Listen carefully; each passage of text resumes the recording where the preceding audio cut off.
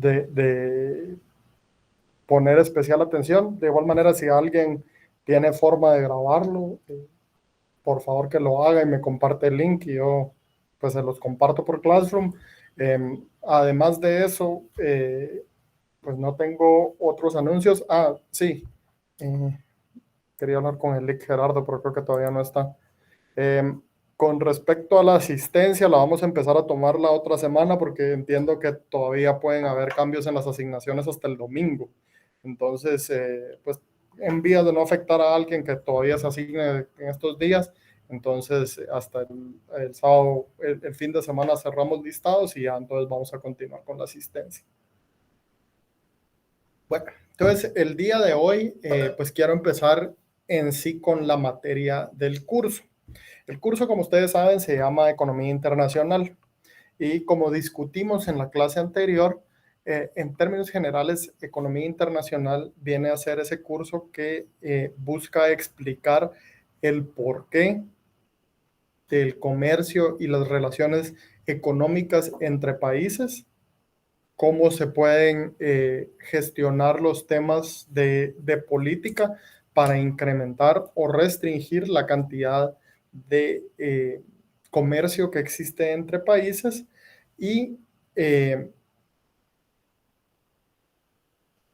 finalmente ver el tema de los flujos financieros, ¿verdad? Cómo ese comercio internacional resulta en una red de flujos financieros que básicamente son los que nos dan el sistema financiero internacional y cómo eso se ata a la parte real del comercio, ¿verdad? Es decir, al transporte de bienes y la provisión de servicios a través de fronteras, ¿verdad? Y como todo aspecto de la economía que estudiamos hoy en día, pues esto es dentro del contexto de el sistema económico actual o el sistema económico vigente, ¿verdad? Entonces, sí, ya hay Classroom, compañeros. Yo veo que ya hay algunos que ya están en Classroom.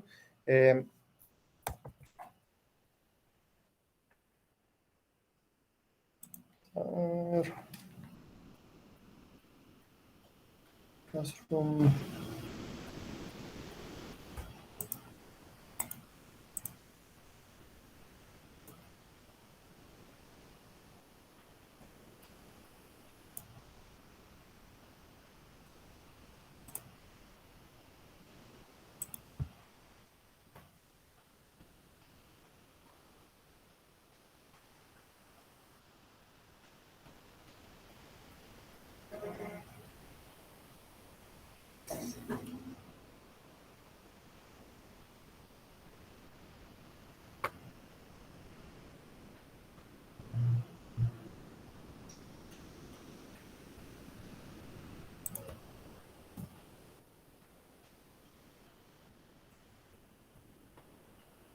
Ahí está el enlace de Classroom. También veo que ya hubo actividad. La compañera Alicia Muralles consiguió 3 de los libros de la bibliografía.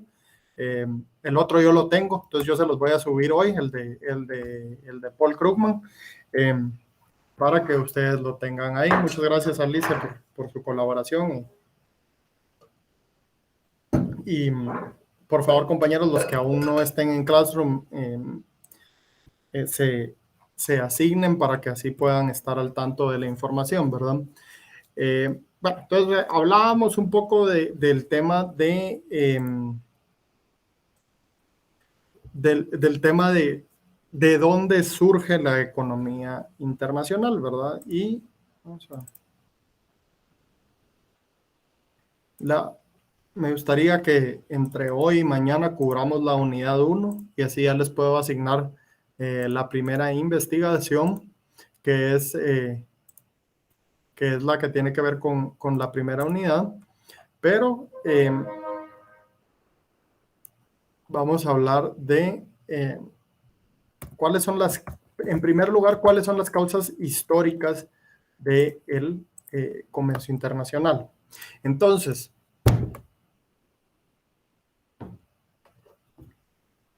Bajo otros sistemas de producción, el comercio internacional como tal, o como nosotros lo reconoceríamos, no existía, ¿verdad? El Estado-nación es una innovación pues relativamente reciente, y lo que nosotros hoy en día reconocemos como países, que es la base fundamental para nosotros poder hacer el estudio de la economía internacional, pues no era una entidad que estuviera vigente, ¿verdad? Entonces, si empezamos con esa transición, eh, podemos pensar nosotros en la época medieval, ¿verdad? Por ejemplo, en la época medieval existía una economía con fuerzas productivas poco desarrolladas, eh, y de naturaleza consumtiva, ¿verdad? Aquí creo que hay un error de ortografía. ¿Pero a qué nos referimos con esto? Pues que en general el comercio que se realizaba era un comercio local cuando había, pero el grueso de la población se enfocaba en producir lo que consumía, es decir, economía de subsistencia, ¿verdad? Y las fuerzas productivas estaban poco desarrolladas, por lo cual la capacidad de comerciar a lo largo de lo que nosotros, o a lo ancho de lo que nosotros hoy en día reconoceríamos como países, no existía. Y eso es a veces un poco un concepto que es difícil de captar, ¿verdad? De que los países que hoy en día nosotros reconocemos en el mapa, no solo no existían, sino el concepto no existía, ¿verdad? Existía un sistema de producción de corte feudal sumamente localizado, y la cantidad de mercancías que hacían trayectos largos era pues relativamente pequeña, ¿verdad? No representaba una fuerza importante. Eh, para los que llevaron sus clases de doctrinas y recuerdan el área común, ¿qué se recuerdan que eran algunas de las características de este modo de producción, compañeros? ¿O cómo funcionaba el modo de producción feudal? Por medio del intercambio, licenciado, intercambio y el trueque. No existía, bueno, definitivamente hay o había algún nivel de trueque, pero ya las fuerzas productivas estaban desarrolladas lo suficiente que ese modo no existía. Pero en términos generales, si yo les preguntara a ustedes, economistas, cómo funcionaba una economía feudal, ¿cómo era esto? ¿Oí que alguien levantó la mano? Sí, que en este caso el modo de producción se basaba principalmente en la producción agrícola, por la cual un siervo se sometía al señor feudal pagando el uso de la tierra, ya sea por medio de bienes o de su trabajo físico. Exactamente, así es como existía, ¿verdad? Entonces, lo que yo les comentaba es que era una economía de consumo, ¿verdad? Entonces, el grueso de la población eran siervos, como el compañero indica, y eso significa de que era población que estaba anclada a la tierra. Las personas no solo pagaban el uso de la tierra, sino que generalmente estaban ancladas a ellas para poder viajar fuera los dominios del señor feudal. Por lo general iban a requerir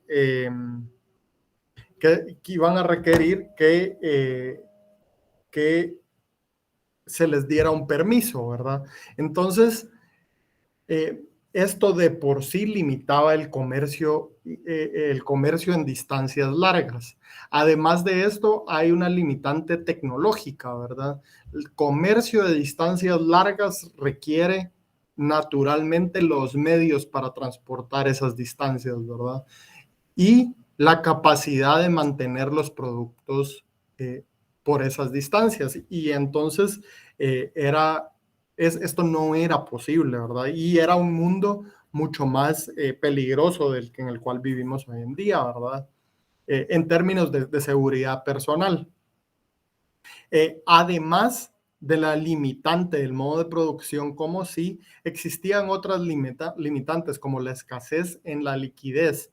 El comercio se realizaba principalmente a través de una red de monedas o de emisiones monetarias no frecuentes y sin la capacidad de poder viajar largas distancias. Es decir, el poco comercio que había era hecho en distancias cortas donde la validez de la moneda de intercambio podía ser aseverada, ¿verdad?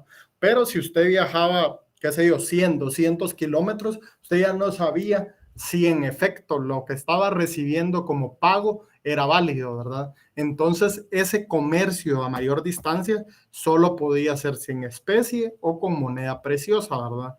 No existía un medio de pago y de intercambio, o sí existía, pero de una manera muy rudimentaria que permitiera hacer eso, ¿verdad? Además, habían diferencias en sistemas de pesos y medidas, ¿verdad? No existía una estandarización en los tamaños y pesos de los productos, ¿verdad? De tal manera que lo que algunas personas consideraban una pulgada, en otros lugares no lo era, ¿verdad? Lo mismo con las libras, las millas, etcétera, ¿verdad? Entonces, eso ponía otras limitantes al comercio internacional, ¿verdad? También existía un alto grado de independencia y autonomía administrativa local. Y esto era complicado en términos de que cada señor feudal podía imponer sus propias restricciones para permitir el ingreso y egreso de mercancía, ¿verdad? De alguna manera, este alto grado de independencia refleja el hecho de que los gobiernos centrales, los reyes, podríamos pensar en ese momento, realmente tenían poco control sobre los señores feudales o sobre lo que los señores feudales hicieran sobre su tierra, ¿verdad? Y principalmente, pues, simplemente recibían el tributo y dejaban que la administración local se variara por región. Pero esto crea una problemática al momento de tratar de hacer comercio a grandes distancias, porque pues ahí sí que en cada una de las jurisdicciones pueden haber incrementos en costo, incrementos en peso, ¿verdad? Entonces el comercio se vuelve sumamente localizado, ¿verdad? Y esto mismo hace que exista manipulaciones y envilecimiento de la moneda, ¿verdad? El periodo intermedio de la economía feudal hacia el sistema en el cual nosotros nos trabajamos o funcionamos hoy en día es conocido como el mercantilismo. Y aquí me interesaría escuchar sobre ustedes, compañeros. ¿Qué recuerdan ustedes sobre qué es el mercantilismo y cuáles eran sus características?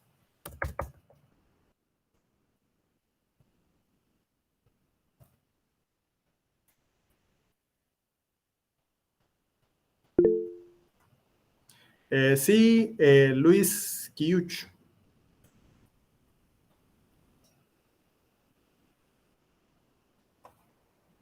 Adelante, Luis.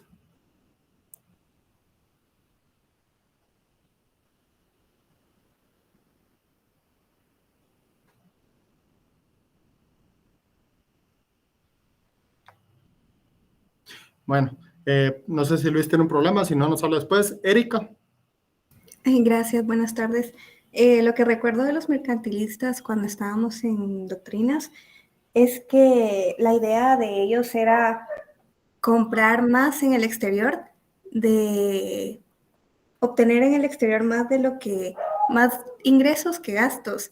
Entonces que ellos buscaban venderles más al exterior de lo que ellos le compraban del exterior para ellos, porque ellos creían que si vendían entre el mismo país, lo que uno vendía al otro se le quitaba, entonces perdían en el mismo país, entonces querían hacer riqueza del exterior para adentro.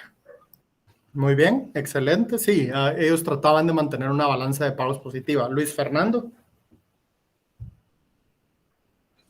Buenas noches, Lec. Una de las características importantes del mercantilismo es la acumulación de riqueza, tanto como lo que es el oro y materiales preciosos, como también lo que es la acumulación de tierras, que es un símbolo de la riqueza de cada país y es una de las principales actividades económicas para poder trabajarla. Muy bien, excelente. La acumulación de riqueza, pero es crucial ver que no era una riqueza cualquiera, ¿verdad? Ellos hacían mucho énfasis sobre el tema de metales preciosos. Carlos Pérez, adelante. Sí, licenciado, ellos pues veían importante mantener una riqueza grande, ¿verdad? Lo que son los metales preciosos, porque tenían la teoría de que ellos acumulaban poder, digámoslo así, mediante esa acumulación de riquezas, porque eso desarrollaba mucho lo que eran sus monopolios, digámoslo así. Ellos monopolizaban mucho sus empresas nacionales. Muy y bien. Eso lo hacían con el fin de tener un poderío, ¿verdad? Un poderío por sobre otras naciones, ¿verdad? Muy bien, excelente. Los tres abarcan elementos del mercantilismo. Y muchas gracias por su contribución, compañeros. Me alegra que participen. Sí, Luis. Disculpe, fue mi conexión a internet. No tenía Pero pena. creo que la base del mercantilismo es la no intervención del gobierno en los asuntos del comercio. Fíjese que no, en este caso ese no es el caso con el mercantilismo, eso se da un poco más adelante con los liberales, primero los fisiócratas y después los liberales, ¿verdad? Ellos, de hecho, el mercantilismo de donde surge es en temas bueno, en primer lugar, las fuerzas productivas se van desarrollando. Sí, adelante, Luis. Disculpe, Rick, no lo había quitado. No tenga pena. Y gracias por participar. Pues las fuerzas productivas se van desarrollando, la tecnología se va desarrollando y las relaciones políticas se van desarrollando. Y este es un proceso lento, ¿verdad? Pues aquí no estamos en una clase de historia como tal, pero pues para que tengamos el contexto de dónde sale la materia que nosotros vamos a estudiar a lo largo del semestre, pues hay que recordar que esto viene de un proceso de casi 1000 años, ¿verdad? En el cual hay un rompimiento del sistema esclavista, se pasa a un sistema feudal y pues esto causa, como por así decirlo, un reinicio en relaciones políticas. Pero el desarrollo de esas relaciones políticas lo que permite es empezar a crear un estado más centralizado, donde los gobiernos centrales vayan teniendo poderío o más comando sobre los territorios que nominalmente les pertenecen, ¿verdad? Y entonces ya aquí empezamos a tener entidades que se reconocen o se parecen más a lo que nosotros estamos familiarizados, ¿verdad? Empieza a surgir Francia, empieza a surgir Inglaterra, empieza a surgir Portugal y España, ¿verdad? Y de alguna manera, el mercantilismo, si ustedes recuerdan su clase de doctrinas, no recuerdo si es 1 o 2, pero si ustedes recuerdan, el mercantilismo no tiene pensadores en la misma forma que el liberalismo o que la economía clásica, ¿verdad? Donde ya son filósofos e ideólogos de lo que están tratando de argumentar, sino que más bien son grupos o personas que surgen o que de alguna manera están viendo la evolución de las fuerzas productivas y van tratando de hacer políticas que les permitan mantener y concentrar poder, ¿verdad? Entonces, aquí tenemos que el sistema productivo feudal fue dando paso paulatinamente al sistema capitalista. Y el mercantilismo, en primer lugar, empieza a permitir, es el resultado de que empiece a haber comercio entre países, ¿verdad? Entre estados, naciones como tal, y también las ciudades-estado, ¿verdad? Pero que empiece a haber ese comercio directo, ¿verdad? Aquí entran en juego aspectos tecnológicos como la capacidad de navegar grandes distancias en alta mar de manera segura, mayor homogenización de las medidas y pesas, etcétera, ¿verdad? Entonces, cuando el comercio empieza a salir, existe una fase que se llama política de depósitos, en la cual, en primer lugar, se empieza a ver como el comercio como un aspecto puramente lucrativo, ¿verdad? Es decir, aquí lo que ocurre es que yo puedo generar ganancias individuales haciendo comercio con otros países, ¿verdad? Y encontrando clientes en otros países. Conforme eso va desarrollándose, se empieza a crear una problemática. ¿Y cuál es la problemática? Que al yo tener una economía que produce a niveles de subsistencia o produce superávits marginales en la producción con respecto a lo que la población necesita, lo que va creando, si yo exporto cantidades importantes de eso, es que se va creando escasez en los centros urbanos, ¿verdad? ¿Por qué? Porque pues lo que estaba destinado para el comercio interno ahora está saliendo del país y no tengo yo la manera de satisfacer las necesidades de la población. Entonces, esto da la primera instancia, que de alguna manera es la más primitiva, y si lo pensamos irónicamente, la más parecida a la postura que luego toman los liberales y los clásicos, es que pues yo voy a comerciar y voy a lucrar de lo mismo. Poco a poco, al eso dar lugar a escasez y problemáticas de carácter social en los centros urbanos, los gobiernos centrales empiezan a tomar cartas en el asunto, y la forma en que ellos toman cartas en el asunto es procurando mantener abastecidos los centros urbanos, ¿verdad?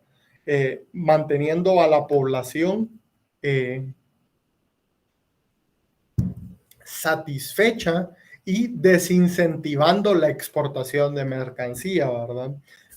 Cuando yo desincentivo la exportación de mercancía, básicamente yo puedo mantener a la población alimentada, puedo mantener, y eso me permite a mí mantener control sobre mi territorio y expandir y centralizar el poder, ¿verdad?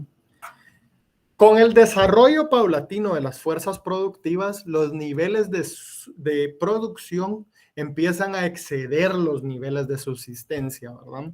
Y entonces yo ya no solo soy capaz de mantener o de cubrir las necesidades de mi población, sino que soy capaz de abastecerme con productos de otros lugares, ¿verdad? Y de aquí es de donde surgen las ideas de los mercantilistas, ¿verdad? Porque aquí es donde se empieza a considerar que la riqueza cobra la forma de metales preciosos, ¿verdad? Si yo puedo tener un superávit en la producción y obtener oro y plata, entonces yo puedo utilizar ese oro y plata para después comprar mercancía y tener reservas, ¿verdad? Y entonces yo paso de ser un centro de abastecimiento a ser un centro productor, ¿verdad? Y esto también aplica para productos de mayor valor agregado, ¿verdad? Textiles, etcétera, vino, queso.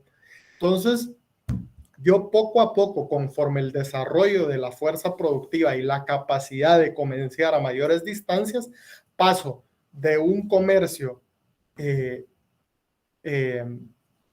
de alguna manera anárquico, ¿verdad? Un comercio que no tiene una dirección centralizada a un comercio en el cual el gobierno central ya se involucra y le da beneficio a los productos de exportación, porque eso permite captar más metales preciosos, ¿verdad? Y en primer lugar le da beneficio a los productos de exportación de mayor valor agregado.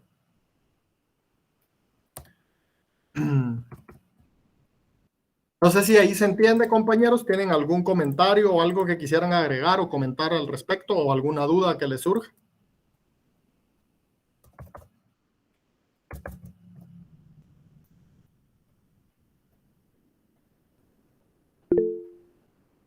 Adelante, Gary. Lick, perdón, solo una consulta tal vez acerca de las diapositivas. ¿Esas las va a publicar en el Classroom? Sí.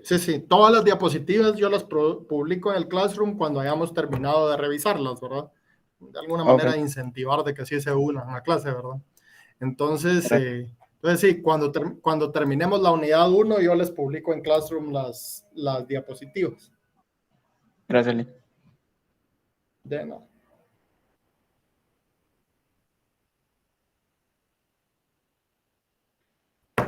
¿Alguna otra duda, compañeros?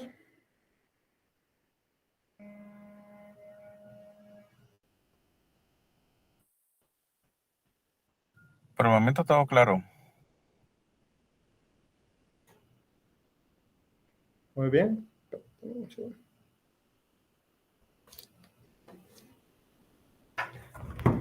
Bueno, entonces ahora sí, ya que vimos cómo se da, lo que me interesa y lo que es importante entender de lo que acabamos de hablar, compañeros, y aquí está un poco lo que les decía yo del tema del hilo conductor, ¿verdad? De cómo yo interpreto los datos.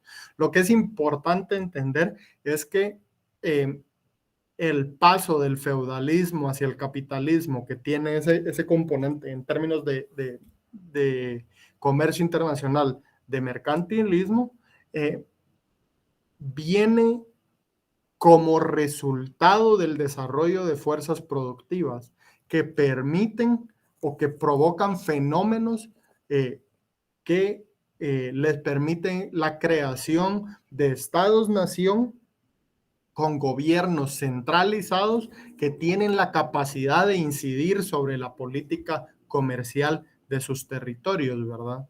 Y la razón por la cual esto no es posible antes es simple y sencillamente porque las fuerzas productivas no tienen la madurez en desarrollo, ¿verdad?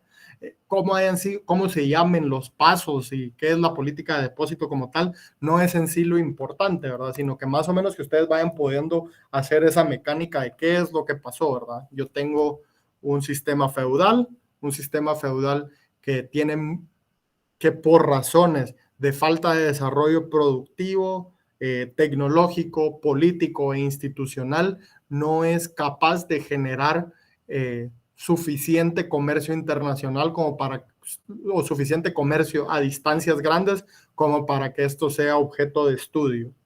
Conforme esas fuerzas productivas, tecnológicas, sociales y políticas se van desarrollando, se permite la creación de estados-nación a través de los cuales nosotros podemos empezar a reconocer lo que hoy día llamamos comercio internacional.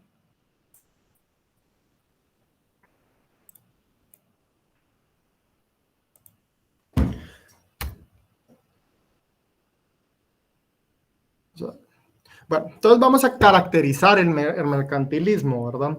El mercantilismo no es en sí una doctrina económica ordenada y formal. ¿A qué me refiero con esto, verdad? Pues es un poco lo que les venía comentando con anterioridad. El mercantilismo no tiene esa biblioteca de argumentos, ensayos, libros y defensas, modelos filosóficos que el liberalismo va a tener posteriormente, ¿verdad? El mercantilismo de alguna manera es un producto, o lo que hoy en día contenemos como mercantilismo, es un un producto de la práctica de los estados y los pensadores en la transición entre el feudalismo y el capitalismo, ¿verdad? De alguna manera es simplemente la documentación de cómo se llevaban los procesos durante esa época, ¿verdad? Por lo general, los pensadores asociados con mercantilismos eran productores y comerciantes, por lo que sus obras buscan principalmente sustentar sus prácticas o documentarlas de alguna manera, ¿verdad?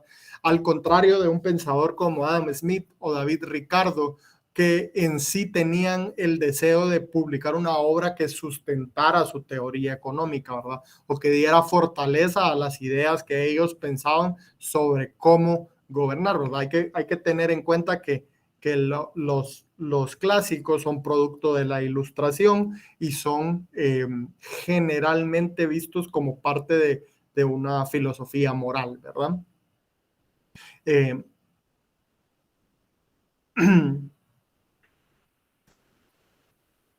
Los sustentos del mercantilismo son de carácter o tienden a ser más de carácter político que económico, ¿verdad? Entonces vienen asociados o atados mucho más a que exista éxito en la nación, en el Estado-nación, y que el poderío y el incremento del poder del Estado-nación es lo relevante que en sí a que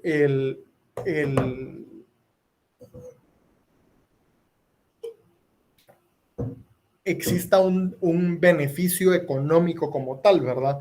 Recordemos que en este punto la economía como ciencia, pues es no existente o sumamente incipiente, ¿verdad? Lo que nosotros hoy vendríamos reconociendo como economía es algo que no existe como tal y que es parte de un poco de filosofía y mucho de las prácticas del día a día, ¿verdad? Entonces, el objetivo principal del mercantilismo, si ustedes dijeran, bueno, si yo aplico las ideas y las teorías del mercantilismo al mundo real, ¿qué obtengo? Pues el objetivo o la meta de aplicar las ideas de los mercantilistas al mundo real es la creación de un Estado-nación rico y políticamente poderoso, ¿verdad? Que permita tener proyección contra otras naciones. Aquí todavía estamos hablando de un periodo de tiempo donde pues la guerra entre estados grandes y fuertes era la norma, ¿verdad? Siempre había alguien que estaba en guerra con alguien más, por lo general involucrando a España, Francia, Inglaterra y ¿cómo le llaman? Al Sacro Imperio Romano, ¿verdad? Que es mucho de lo que hoy día reconocemos como Alemania y Austria, ¿verdad? Entonces, ese objetivo de crear un Estado-nación que fuera fuerte es el resultado o es lo que busca alcanzar el mercantilismo aplicando los resultados, ¿verdad? Y con tal razón se busca, por ejemplo, la eliminación de la anarquía monetaria, la consolidación de formas de pago, ¿verdad? Sean estas a través de la emisión de moneda o la estandarización de notas de banco, ¿verdad? Que es lo que eventualmente se terminan volviendo billetes, ¿verdad? Pero, y la consolidación de unidades de medida a través de espacios mucho más grandes de tiempo, ¿verdad? Este tema de las unidades de medida es uno que a veces uno no repara, pero hay que, pues, tratar de ponernos en el contexto de esa época, ¿verdad? Para esta época, pues, no había alguna estandarización internacional, pero sí habían ya estandarizaciones a nivel de país, ¿verdad? Entonces, por ejemplo, si nosotros decimos, bueno, en Francia una libra es esto, en Inglaterra una libra es esto, yo puedo comerciar, ¿verdad? Porque esas conversiones son relativamente sencillas. Pero si yo tengo 35 unidades de medida entre los diferentes feudos, eso ya se vuelve imposible, ¿verdad? Yo no tengo manera de saber de alguna manera confiable o de alguna manera consistente si existe esa consolidación, ¿verdad? Lo mismo con las monedas, ¿verdad? Ya no tengo yo una gran variedad de monedas, formas de pago y objetos y acuerdos que son aceptables, sino que tengo por lo general uno por país, ¿verdad?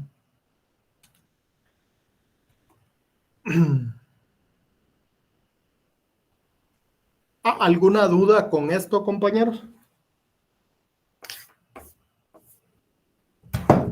¿O algún comentario que alguien desee agregar? De momento no, todo claro. De mi Muy parte, bien. no, licenciado. Muy bien. Entonces vamos a hablar un poco de también de cuáles son otros aspectos del mercantilismo. Pues durante el mercantilismo se promueve la liberalización regional del comercio dentro de las fronteras, ¿verdad? Con el sentido de crear una identidad o una unidad nacional relacionada también al desarrollo de fuentes o de fuerzas productivas, ¿verdad? Entonces, este es otro de los aspectos. Si recuerdan cuando hablábamos antes, hablábamos de alto grado de independencia y autonomía administrativa local. Aquí se empieza a consolidar más el poder en el gobierno central, que establece liberalización dentro de las fronteras del territorio controlado, ¿verdad? De tal manera que yo ya no puedo poner aranceles de un condado a otro dentro de Francia, o no puedo poner aranceles dentro de un territorio del norte y del sur. Dentro del territorio nacional, los aranceles se eliminan y los impuestos se empiezan a centralizar hacia el gobierno central, y eso de alguna manera va creando las identidades que nosotros aún reconocemos el día de hoy, ¿verdad? Aquí viene lo que nos atañe a nosotros, ¿verdad? Recordemos que era la política de abasto. La política de abastos buscaba abastecer y desincentivar la producción, pero conforme fuimos nosotros creando mayores fuerzas productivas que nos permitían crear ese superávit de producción, particularmente producción agrícola, y el comenzar a crear bienes y servicios de mayor valor agregado, entonces se empieza a dar lo que vemos aquí en el centro productor, productos producidos para la exportación, y se empieza a buscar el monopolio del Estado en el regimiento del comercio exterior, ¿verdad? Entonces, ¿qué significa esto? Que el Estado se empieza a involucrar mucho más en el comercio exterior. Entonces, si bien tenemos una liberalización, y eso sí tiene que ver con lo que el compañero, creo que fue Luis, mencionaba, ¿verdad? De que a nivel de que pues de alguna manera se libera más el comercio interior, a nivel exterior tenemos lo opuesto, ¿verdad? Y esto es el resultado del aumento de la producción a gran escala y el avance de tecnologías de transporte y el incremento del uso de moneda y banco, ¿verdad? Entonces, ¿cuál es el enfoque principal? El enfoque principal es incrementar la riqueza nacional, y la riqueza es entendida como la acumulación de metales preciosos. Aquí aún no tenemos el concepto de la teoría del trabajo-valor o nada de eso. Ellos simple y sencillamente dicen, bueno, si yo como persona soy rico al tener oro, pues a nivel país es simplemente eso, ¿verdad? Y entonces, de alguna manera incrementaron o buscaban incrementar la tenencia y las reservas de metales preciosos, ¿verdad? Y en este periodo también es donde empezamos a ver las conquistas de otros territorios, incluyendo América, ¿verdad? Y por eso es que nos centramos bastante en Europa, porque a la larga, pues estas ideas surgen de países europeos y siguen, pues de alguna manera influenciando o desarrollando cómo se desarrolla la economía hoy en día, ¿verdad? Pero al crear conquistas, esto permite crear como redes de monopolio comercial, ¿verdad? Todos recordamos, no sé, o espero yo que todos recordemos haber leído La Patria del Criollo, ¿verdad? Y hablar un poco de cómo la corona trataba de mantener a sus colonias comerciando únicamente con ellos, ¿verdad? Produciendo pues bienes primarios y en algunos casos los metales preciosos directamente y comprando a cambio los bienes de mayor valor agregado que provenían del centro, ¿verdad? Y entonces los mercantilistas aportan o nos brindan la primera teoría de balanza de pagos, ¿verdad? Entonces, ¿qué es la balanza de pagos, compañeros? Si yo les digo a ustedes balanza de pagos, ¿a qué me refiero?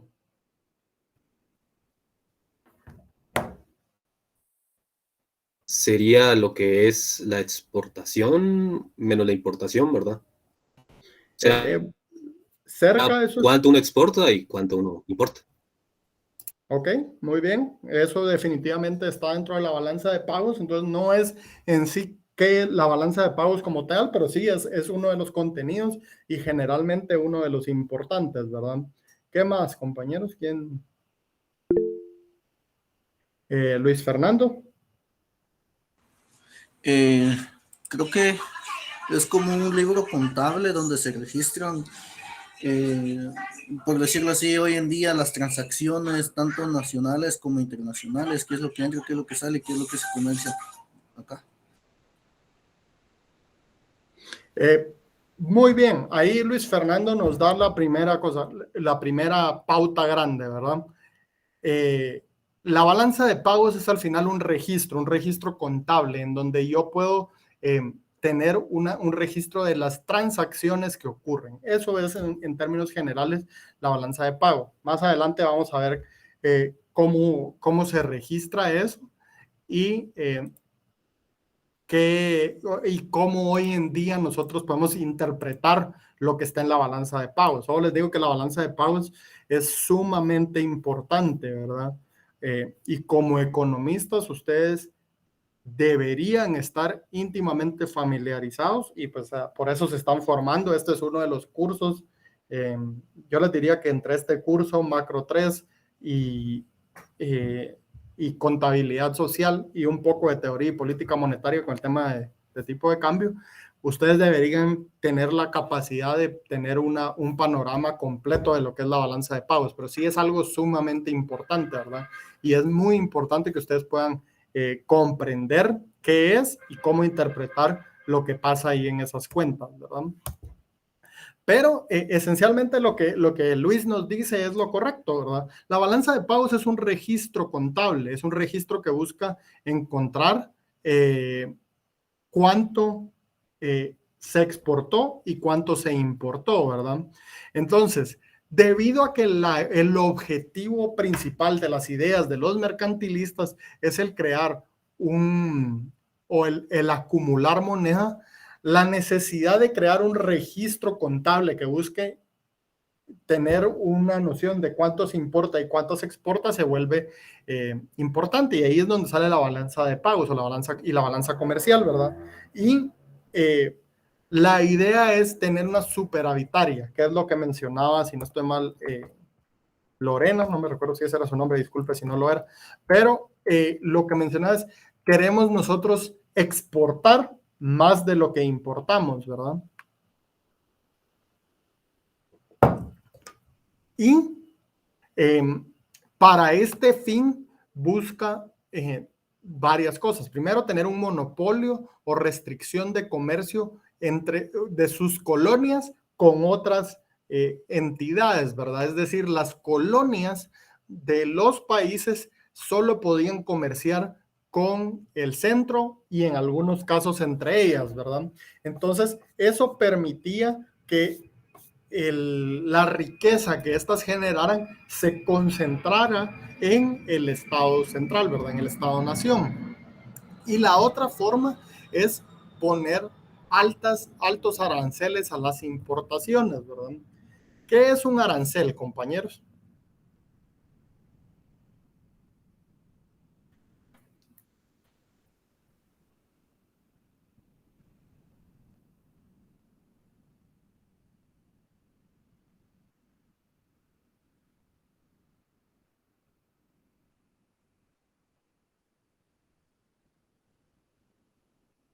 Sí, licenciado. ¿Sí? Un arancel es un impuesto o tarifa que se aplica a los bienes importados y exportados entre países. Es correcto. Un arancel, como dice el compañero, es un impuesto, digamos que en términos de terminología difiere ligeramente de un impuesto, pero para propósitos de entender lo que es, el compañero ahí le da claro, es una tarifa o un impuesto, es algo que se le impone a un producto. Se puede hacer para importar o para exportar, pero si nosotros queremos tener una balanza de pagos superavitaria, pues obviamente lo vamos a hacer solo para las importaciones, ¿verdad? En algunos casos se ponen, si hay algún producto escaso que no queremos que salga, se puede poner ahí, pero es raro, ¿verdad? Generalmente los aranceles existen para la importación porque, o por lo menos en el caso, en un mundo mercantilista, ¿verdad? Porque queremos tener una balanza comercial superavitaria, ¿verdad? Entonces, efectivamente, el arancel que hace es elevar los precios. Y cuando los precios se elevan, ¿qué le pasa a la demanda de los productos, compañeros? Disminuye. Disminuye. Así es, ¿verdad? Entonces, si nosotros lo quisiéramos ver en términos gráficos,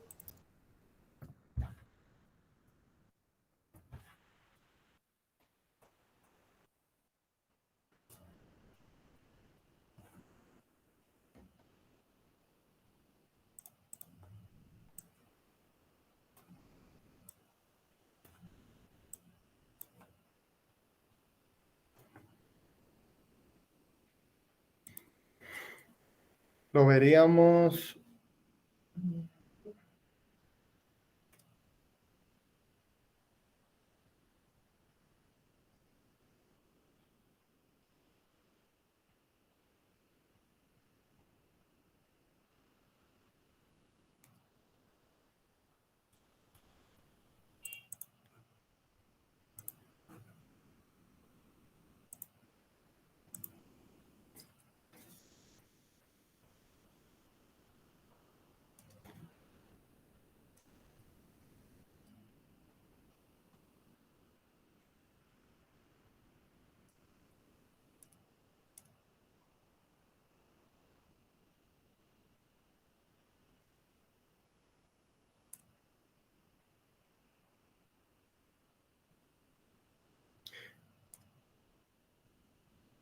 Entonces, vamos a tener nosotros una curva de oferta y una curva de demanda. Vamos a tener este precio de equilibrio. ¿Qué va a pasar si yo artificialmente o de alguna manera subo el precio para acá? Al subir el precio para acá, vemos que la demanda va efectivamente a reducirse, ¿verdad? Antes, si el eje X representa la cantidad, y aquí tenemos el precio, entonces, si esto es 0 y esto es 100, antes la demanda eran 50, ahora la demanda son 40, ¿verdad? Y a la misma vez, si yo tengo la capacidad de competir, eso va a incentivar o va a producir un mayor número de producción local, ¿verdad? De tal manera que yo alcance un nuevo equilibrio a este nivel de precio y a este nivel de oferta, ¿verdad? Entonces, en términos generales, esa es la mecánica, ¿verdad? Entonces, por eso buscamos los altos aranceles a la importación.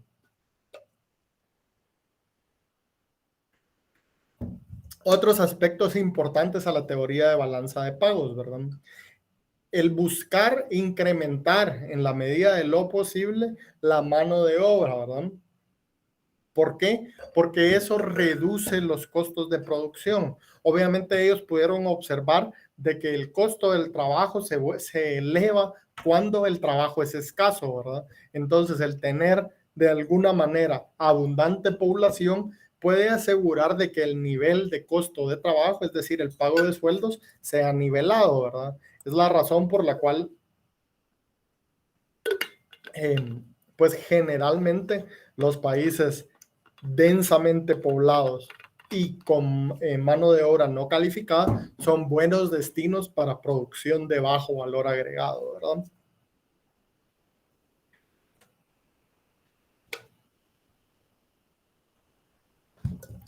El mercado interno lo consideraba como estéril, ¿verdad?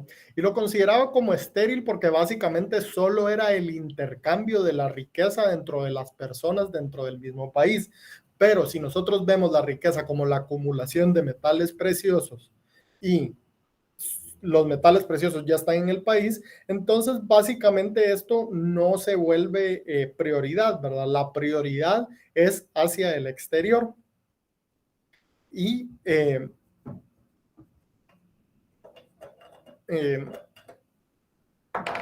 por esta razón no ponían énfasis en incrementar la productividad, ¿verdad? Sino que ponían énfasis en tener a la mayor cantidad de gente ocupada. Cuando decimos aumentar la productividad, nos referimos a requerir menos trabajadores para hacer el mismo trabajo, ¿verdad? Entonces nosotros podemos pensar que las máquinas, ¿verdad? El capital o el conocimiento técnico de alguna manera son las fuerzas que incrementan la productividad, ¿verdad? Porque es lo que nos permite de que en lugar de hacerlo una persona, de que requiera 10 personas, lo hace una sola persona, ¿verdad? Pues ellos de alguna manera preferían lo opuesto, ¿verdad? Debido a que querían que la población fuera abundante y querían tener menos población ociosa, también por motivos políticos, ¿verdad? Para evitar un mayor número de revoluciones. Entonces, eso es lo que provocaba que ellos no se enfocaran en incrementar o desarrollar la productividad, ¿verdad? Aquí de alguna manera tenemos un esquema, ¿verdad? De cómo ellos veían el ciclo de la producción desarrollándose y de esta manera poder más o menos entenderlo, ¿verdad? Si empezamos nosotros acá, pensamos en un país que tiene una población numerosa, y me disculpo de antemano por las fallas en el diseño, compañeros. Creo que al final por eso me volví economista y no diseñador gráfico. Soy pésimo para esto de hacer presentaciones, pero lo importante es que den la información requerida, ¿verdad? Entonces, empezamos, pues aquí podríamos empezar, ¿verdad? Porque a la larga esa es la razón de ser de un ciclo, ¿verdad? Pero si nosotros partimos de un país con una población numerosa, podríamos ver de que esto le va a dar una ventaja productiva en la exportación, ¿verdad? Esto como resultado de que el costo de producción se abarata al tener abundancia en uno de los factores productivos. Y eso va a ser más relevante cuando veamos el tema de dotación de factores. Pero aquí ellos ya podían ir viendo de que los factores productivos y la abundancia de los mismos es un tema relevante para aumentar la riqueza, ¿verdad? Esta ventaja debido a la producción barata, les provoca una balanza comercial superavitario. La balanza comercial superavitaria les permitía acumular metales preciosos, lo cual se podía traducir en un aumento del poderío militar. Eso es otro aspecto sumamente importante, compañeros. Recordemos que por lo general el poderío militar o el gasto en aspectos militares o bélicos es un tema que es visto como como estéril, ¿verdad? Como inerte. Es un gasto, no genera mayor riqueza. Entonces, o así se veía, ¿verdad? Como que era un gasto, un mal necesario de alguna manera. Pues ellos este poderío militar lo traducen en mayor conquista y obtención de materia prima, ¿verdad? Y entonces esa obtención de materia prima principalmente el tener conquistados y subyugados a otros lugares, les permite tener un monopolio en productos nacionales, lo cual les permite generar mayor riqueza, que a su vez permite que la población se vuelva más numerosa, ¿verdad? Entonces se vuelve, de alguna manera ellos así veían el ciclo, ¿verdad? El objetivo era la acumulación de metales preciosos, lo cual les permitía ser más poderosos y ser un estado más estable. Ese estado más estable y poderoso, a su vez, podía conquistar otros lugares, lo cual le permitía acumular cada vez más metales preciosos, y esa riqueza pues permite que las personas tengan más hijos, más saludables, y el ciclo continúe, ¿verdad? No sé si hay alguna duda, compañeros, o algún comentario al respecto de esto.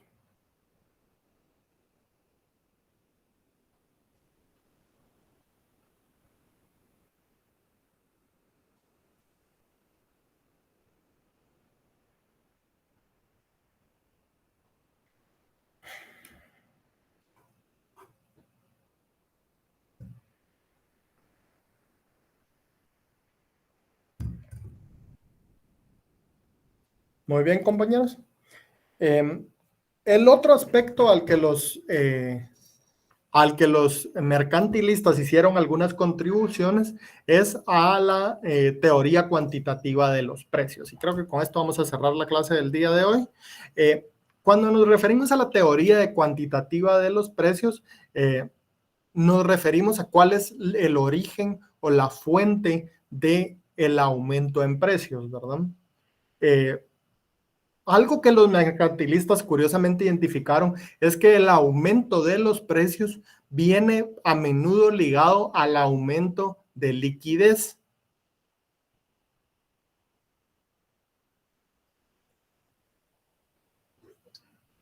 ¿A qué nos referimos con esto, compañeros?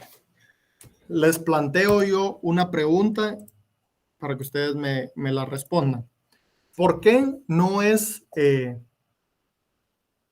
aconsejable que la banca central de un país imprima dinero?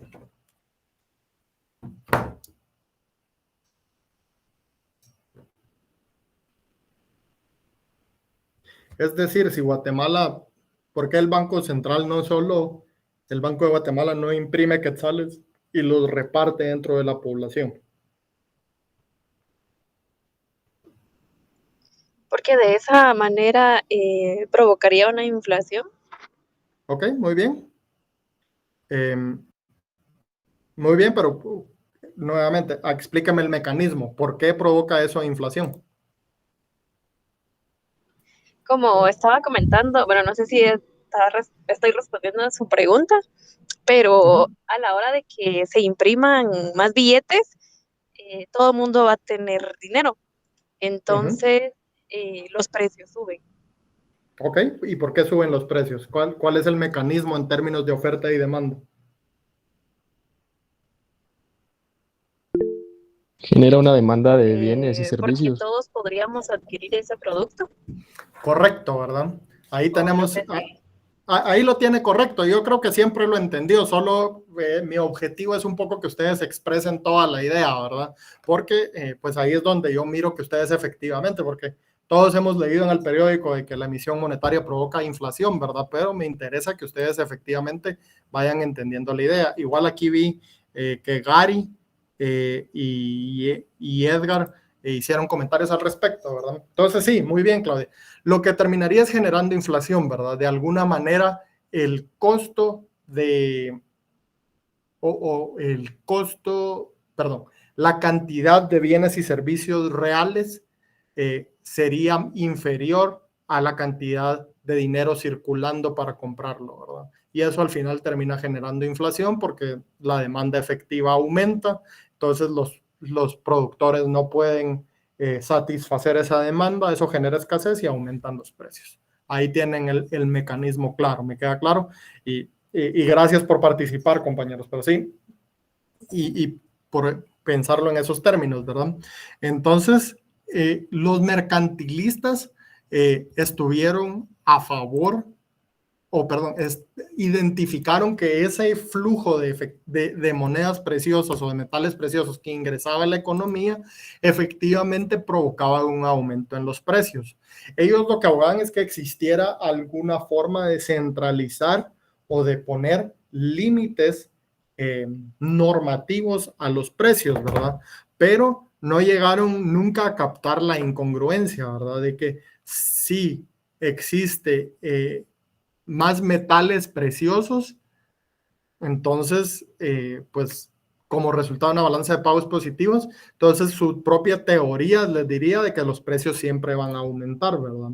Como sabemos, al final el resultado no es en sí por los metales preciosos, ¿verdad? Sino que hoy en día lo reconoceríamos como un exceso de liquidez, ¿verdad? Cuando hay un exceso de liquidez, ocurre lo que ustedes describían, compañeros, y ellos son los primeros en empezarle a dar una razón cuantitativa, que el aumento de precios no solo es el resultado de la escasez de los bienes y servicios, sino que también es el resultado del incremento en el instrumento de cambio, ¿verdad? Que es el dinero. En ese caso ellos lo veían como los metales preciosos, ¿verdad? Y aquí lo tenemos descrito en un pequeño cuadro, ¿verdad? Muy bien, compañeros, yo hasta acá tenía programado el día de hoy. Mañana estaremos hablando un poco de su contribución en términos de tipo de cambio y luego vamos a hablar del ámbito de estudio de la economía internacional. Ya con eso cerraríamos la primera unidad, que es una unidad bastante corta, y yo les dejaría su trabajo de investigación, ¿verdad? Yo creería que unas 2 semanas sería tiempo suficiente y prudencial para que ustedes realicen eso, pero yo les doy la información en su momento. No sé si alguien tiene alguna duda o algún comentario antes de que nos retiremos. Sí, Augusto. Mañana es a primera hora, compañeros. Augusto.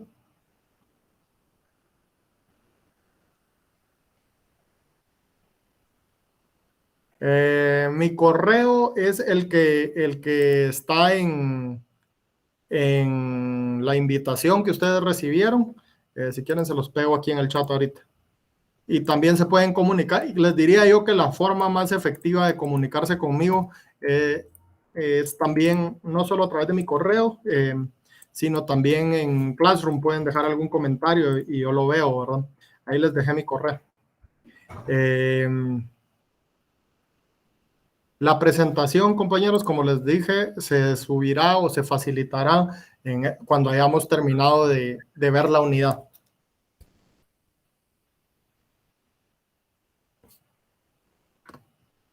Disculpe, licenciado, ya configuré mi micrófono. O sea, ya me respondió una de las preguntas y la segunda es, vi que en el Classroom una compañera nos facilitó ciertos libros de la bibliografía que usted tiene, pero aunque suene anticipado y exagerado, el parcial se va a referir a al contenido de las presentaciones que usted nos brinde, o va a tener va a colocar ciertas preguntas sobre los libros de la bibliografía. Mire, le mentiría que no he hecho el parcial, entonces todavía no sé. Generalmente los parciales, pues yo sí, no diría que requiero, pero sí recomiendo de que repasen del libro también. Gracias, muy amable. También es muy importante, compañeros, que vengan a clase, porque mucho del parcial es acerca de temas de interpretación, y como ustedes ven en mis presentaciones, yo no pongo mayor detalle, ¿verdad? Es mucho más lo que hablo de lo que aparece ahí.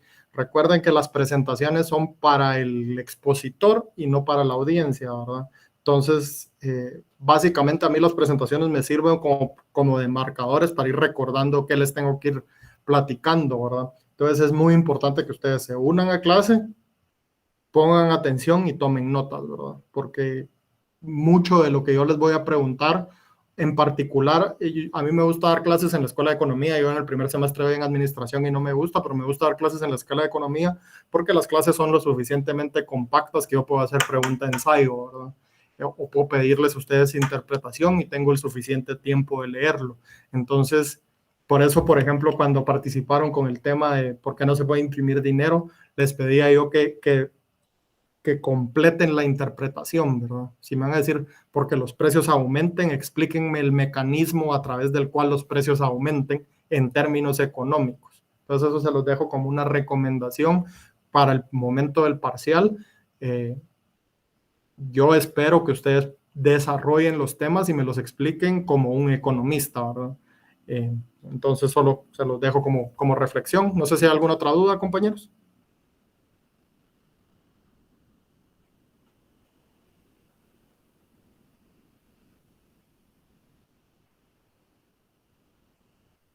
Muy bien, entonces que pasen feliz noche, compañeros, y nos vemos el día de mañana a primera hora. Gracias, licenciado. Feliz noche. Gracias.